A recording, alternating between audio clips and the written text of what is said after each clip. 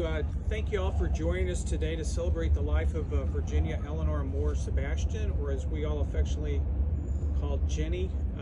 Several years ago, Ginny asked me to say a few words at her graveside, and I promised I would do so, although I never thought this day would come so soon. We discussed what she wanted me to say, and I will try to abide by her wishes. When I think of Ginny, there are three words that immediately come to my mind, and those are the words light, love, and joy. You know, some people are like black holes that take all the light out of a room, while a few people are like supernovas, the latter in their brief lifetime constantly shedding light and love into a dark universe. Ginny was a supernova.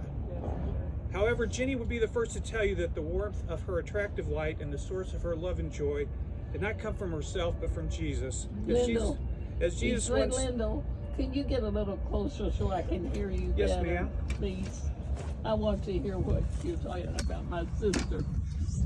Thank you. You're most welcome. Thank you. All right, can you hear me now? Yes, Good. I can hear you now. So, however, as Jesus once said, I am the light of the world. Whoever follows me will not walk in darkness, but will have the light of life. And Ginny possessed that light.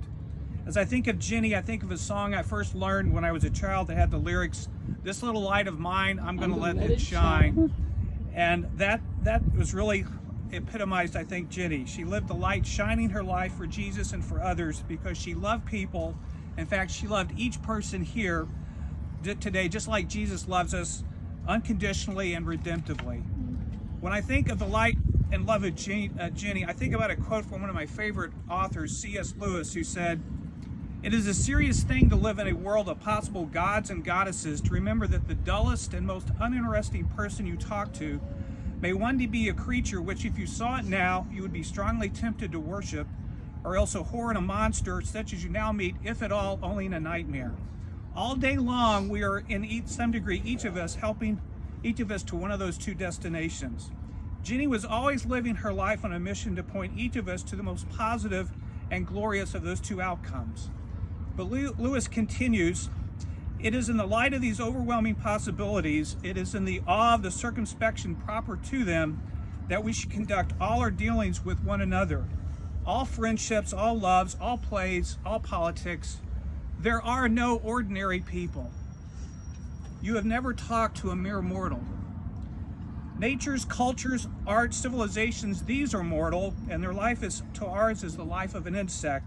But it is immortals whom we joke with, work with, marry, and unfortunately sometimes ignore, snub, and exploit, immortal monsters or everlasting splendors.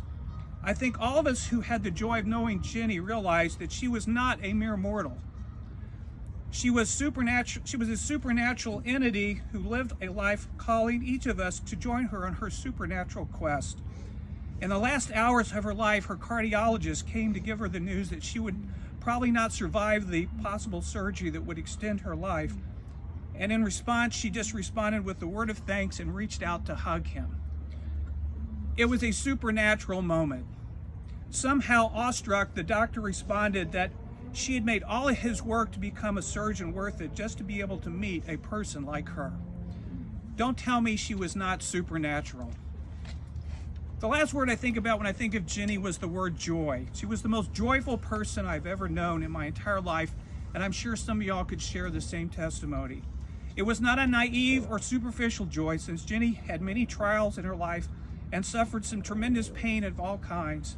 But it was a joy that flowed out of her relationship with Jesus, and it was a joy that sustained her to the end. During the last days of her life, she was constantly laughing and joking with Chip, Susan, and I, and all the doctors and nurses. I think some of the doctors and nurses and orderlies would come into her room just to be cheered up.